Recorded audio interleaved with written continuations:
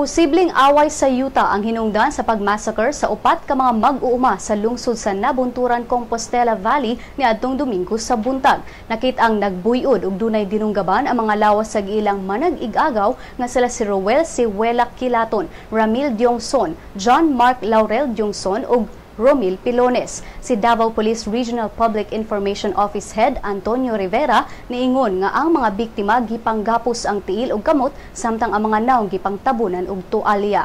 Matod ni Rivera nga base sa inisyal nga investigasyon, posibleng yuta nga ginatamnan sa mga biktima ang hinungdan sa krimen. Apan padayon pa ang investigasyon ilabi na sa pamilya ug kaparyentihan sa mga biktima. Ang kapulisan sa Nabunturan nilusad nag manhunt operation sa pag-ila sa mga sospek sa pagpatay.